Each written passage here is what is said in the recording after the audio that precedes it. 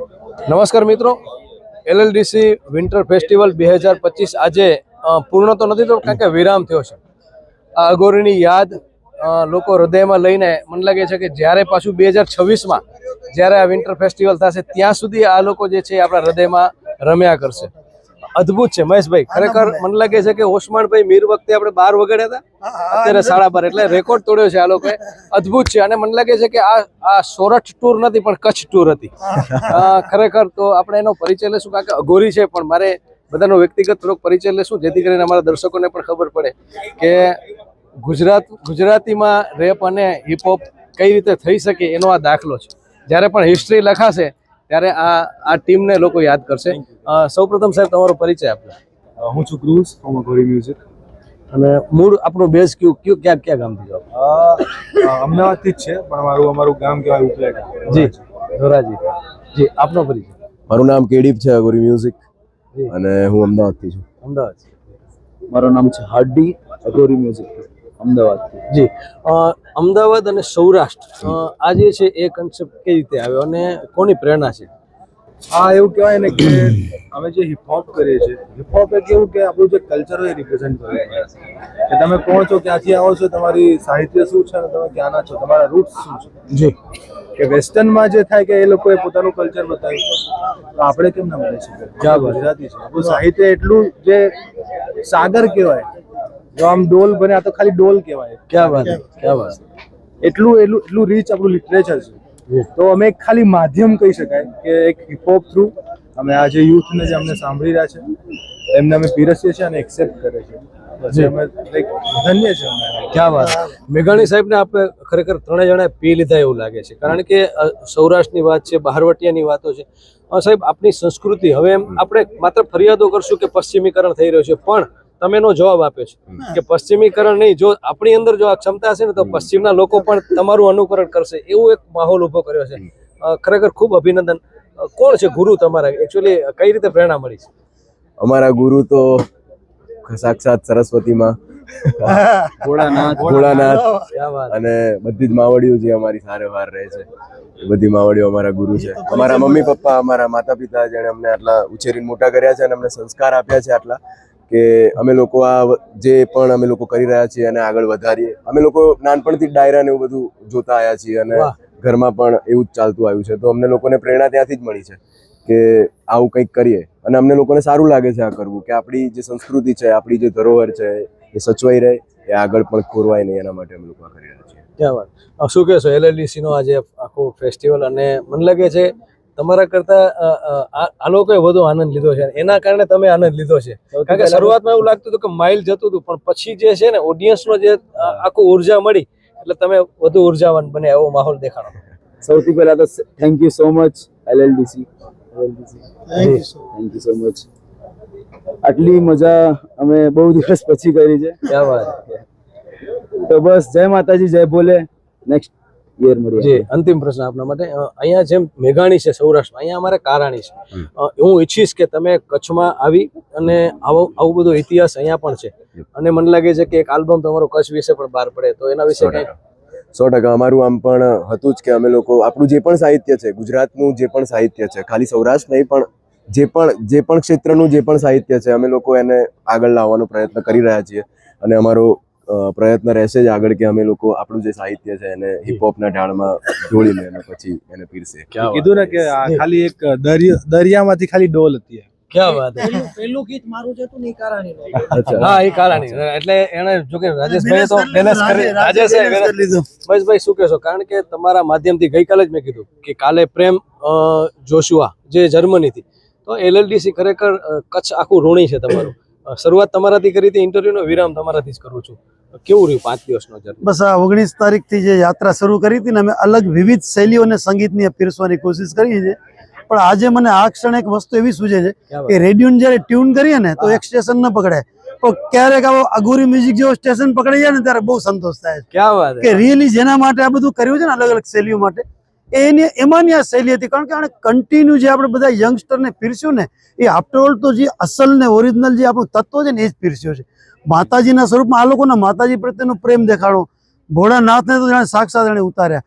તો ક્યારેક આવું જ્યારે ડિવોશનલ મ્યુઝિક થાય ને સાહેબ, ત્યારે કોઈ ભેદભાવ કાંઈ રહેતું નથી ને. યંગ આપણે કહેતા હોઈએ કે યંગ ખેંચાય, યંગ તો હંમેશા આ બાજુ જ છે, એને સાચું પીરસવા વાળું છે. પીરસવા જેવું. એટલે આજે અમને એમ લાગે છે કે ઘણા બધા અમે જે આ અલગ અલગ પ્રયોગો કરીએ ને, એમાંનું આ one of the best and successful experiment. So we are really thankful to you all.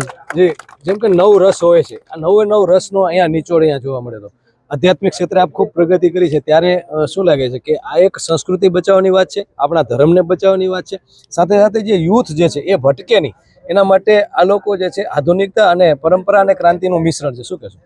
એટલે સદગુરુ અમારા તો ઓશો છે ને, એમ કે છે કે સંગીત જેને આવડતું હોય ને એને અલગથી સાધના કરવાની જરૂર નથી. તો આ લોકો તો રીલી સાધના જ કરીને બતાવ્યું ને એમણે ન કરી, આપણે બધાને કરાવડાવી. તો ક્યાંક ને ક્યાંક અત્યારે કોઈનો હાથ પકડીને પૂછો કે તારે ક્યાં ક્યાં વિચાર કર્યા, તો એને કોઈને કોઈ વિચાર જ નહીં આવ્યો. તો ધેટ ઇઝ કોલ્ડ મેડિટેશન. એટલે આ એક સાધનાનો જ પ્રકાર છે સંગીત. અને આવું જ્યારે સાચું સંગીત પીરસાશે ને, ત્યારે LLDC નું પટરાંગણ છે ને એ પણ ધન્ય થશે. અને આજે અમે બધા ધન્ય થયા છીએ, અને અમે ઈચ્છીએ કે તમે લોકો, અને આ મા ન્યૂઝ થ્રુ જયમલસિંહભાઈ જે વાત કરી ખરેખર સાચી છે કે આપ આવા, અને એમણે પણ સાચી વાત કરી કે અમે આવા તમામ જેટલી પણ શૈલીઓ છે ને, પછી એ ગુજરાતની હોય, સૌરાષ્ટ્રની હોય, કચ્છ કાઠિયાવાડની હોય, એમાં જે અસલ આપણે તો મા જેસલ તોરલનું આપણે જોઈએ છીએ આગળ, અને દુલેરાય કરાણી જે ઘણું બધું લખ્યું છે. તો ધીરે ધીરે આમનું ઓર આમાં ઉમેરાતું જશે, અને ત્યારે તો કદાચ આખા ગુજરાતમાં અઘોરી મ્યુઝિક ક્યાં હશે હું અત્યારથી જોઈ રહ્યો છું. રિયલી. સો અમારી ખરેખર તમને બધાને બ્લેસિંગ્સ છે, અને તમને બધાને શુભેચ્છાઓ છે LLDC સૃજન પરિવાર વતી, બધા વતી, કે તમે ખૂબ આગળ વધો અને આપણે હંમેશા સાથે રહીએ. ક્યાં વાત. ધન્યવાદ. સમગ્ર કાર્યક્રમને એક સૂત્રમાં બાંધનાર વ્યક્તિને જરાય પણ વચ્ચે કંટાળો ના આવે.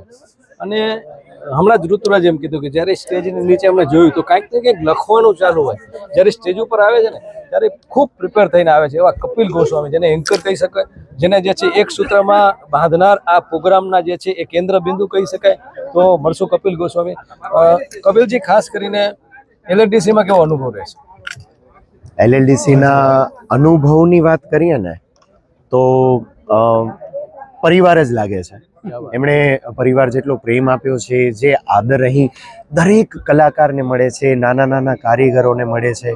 તો હું કદાચ બધા વતી જો કહેવા માંગુ ને તો આ એક એવી જગ્યા છે કે જે પ્રેમનું કેન્દ્ર બિંદુ છે, અને અહીંથી પ્રેમની સ્ફૂર્ણા થાય છે અને લોકો સુધી પહોંચે છે. ક્યાં વાત.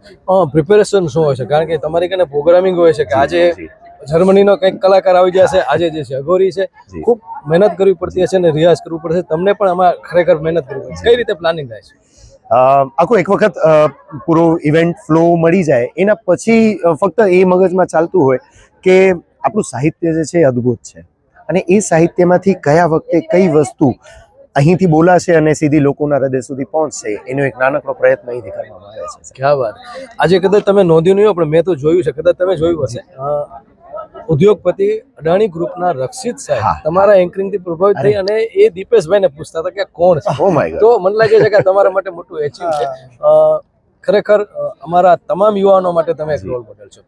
અંતિમ પ્રશ્ન, ખાસ કરીને એન્કરિંગમાં છીછરાપણું ના આવે, અને તમે જે છે ને એની અંદર એક ઊંડાઈ લઈ આવો છો, તો એના માટે શું કહેશો? કારણ કે ઘણીવાર એન્કરિંગમાં જે છે એ પણ તમે એમાં કંઈક જે છે બીજા માટે રોલ મોડેલ છો, શું કહેશો?